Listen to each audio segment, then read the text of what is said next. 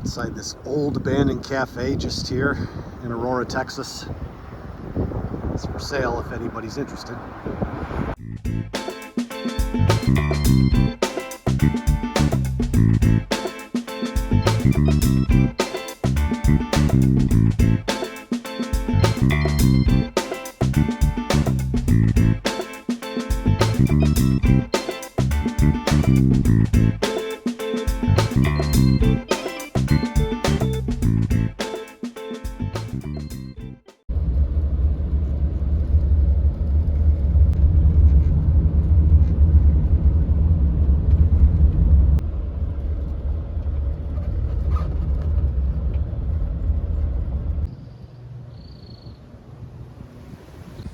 Greetings, my friends.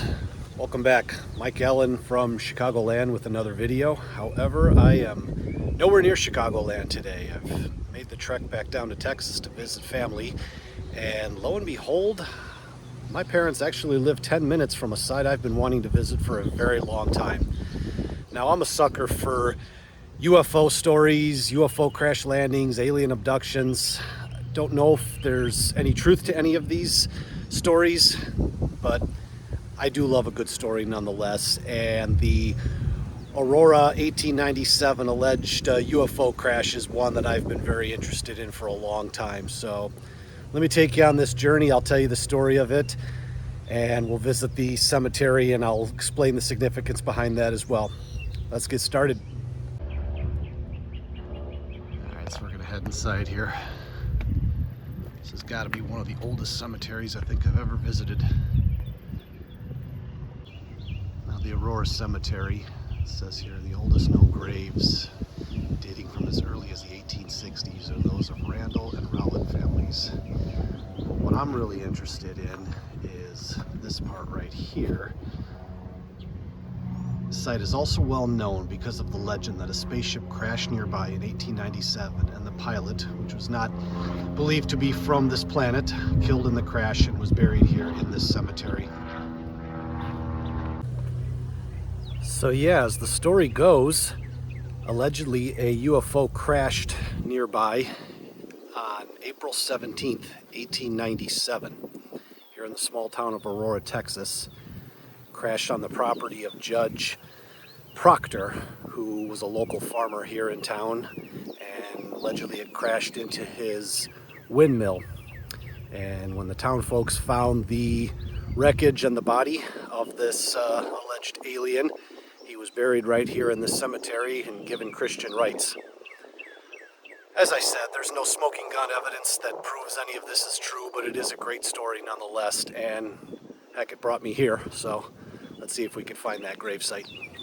And as the reason this story became well known is because in 2 days after the alleged crash took place, April 19th, 1897, there was a story written about it in the Dallas Morning News.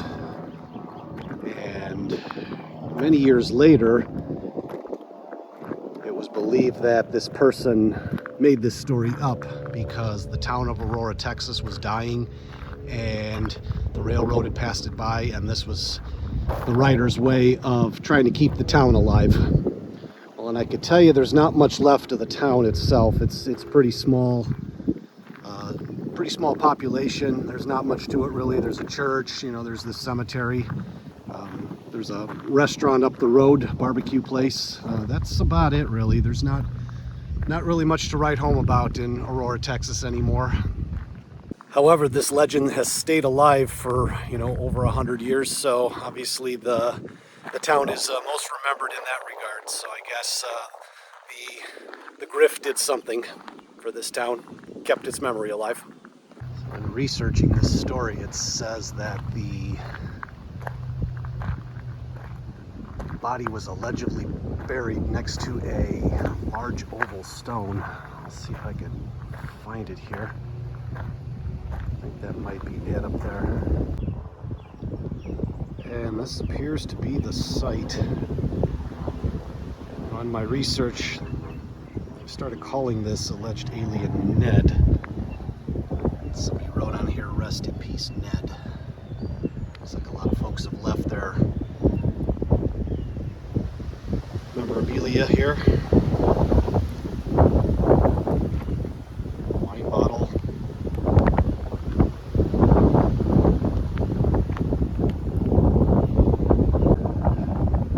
Reference point. There's the stone, the large tree that it sits next to. Over here on near the exit out to Cemetery Road. Thought this was interesting here. They also put a historical marker for a Georgia native buried here who came to Texas. And looks like he was a war veteran. Him and his daughter are buried right here. That was an old gravesite, 1850. Amazing. Just amazing seeing these old relics of the past. Yeah, these old-time cemeteries are filled with graves from long ago. It's really fascinating stuff. And this cemetery is actually very well maintained, being as old as it is.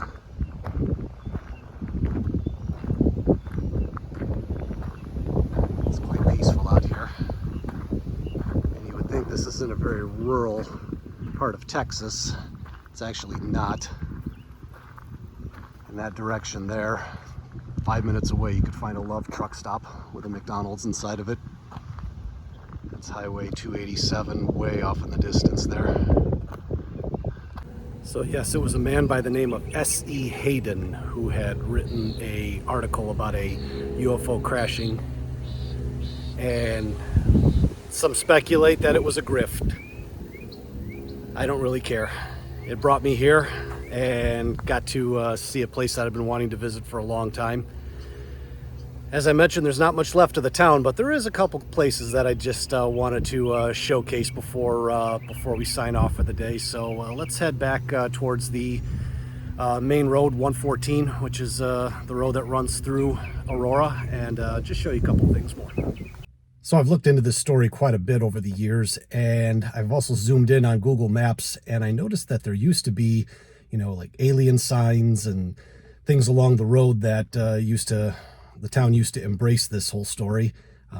Unfortunately, they've all been taken down, or else I couldn't find them because they were nowhere to be seen. There also used to be a bar that was alien influence type of name to it. So couldn't find that either. So I don't really see much being embraced anymore in this town, but I could be wrong otherwise, or maybe I'm not looking hard enough. But I'm going to do another run down 114 and see if we could find some evidence of alien embracement within the town of Aurora. Yeah, right along 114 here is where it's the road that cuts through the town, and there are constant traffic.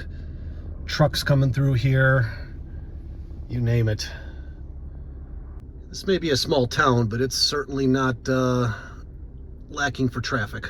Here's a place that embraces the story, the Smoking Windmill Barbecue. As I mentioned, the UFO crashed into the windmill on Judge Proctor's property nearby. There's the place. Doesn't look like it's open yet. It's still early in the morning. Yeah, as I mentioned, I'm a sucker for UFO stories. One of these days I'd love to go visit Roswell, because it's just interesting to hear about what could possibly be. Nobody knows for sure, but it's still fun to imagine the possibilities. Looks like this person here embraces the story. They got a windmill in their backyard, or else they may just have it there for decoration. Who knows? But it's fun to speculate. I wonder if that's what the windmill looked like when the UFO crashed into it. Found what I was looking for. Problem is, this town is so small, if you don't slow down here on 114, you could pass it right up. So I'm going to show you what I'm talking about here. Right here outside this bar area, we've got a replica of a crash UFO. Ned giving the peace sign here. A gray alien chair with a replica of the windmill. Aurora, a legendary western town. I would definitely agree with that. Got this old abandoned house here, right here in the town of Aurora.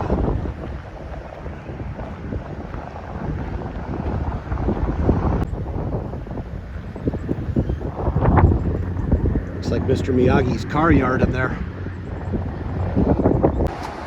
So it looks like this used to be the former location of the smoking windmill. As you can see, they moved 1 mile west where I showed you earlier. This is why I was having a hard time finding this place, because it was closed down and no longer marked. And the items I showed you, the replica windmill and the UFO and Ned the alien, they were all along the side of this building here.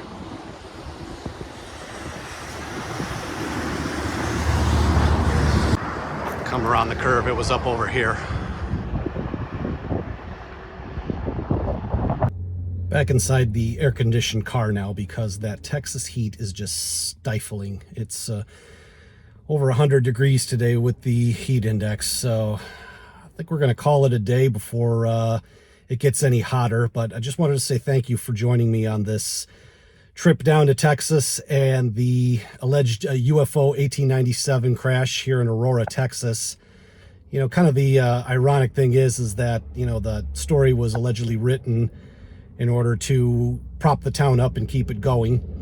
Well, one of these days, I think this whole area is probably going to get swallowed up by urban development, because you go 5 minutes in, probably 5 minutes south. You go 5 minutes south and it's just an urban sprawl. The population of the Fort Worth area is just growing by leaps and bounds, and I just wouldn't be surprised someday if this town gets swallowed up by suburbia. But in the meantime, I'm glad I got to get out here and check this place out. It was on my bucket list for a while, and it was interesting walk down this journey. So I appreciate you joining me today. This is Mike Allen from Chicagoland signing off. I'll be back next Friday with another video, but until then, don't you go changing.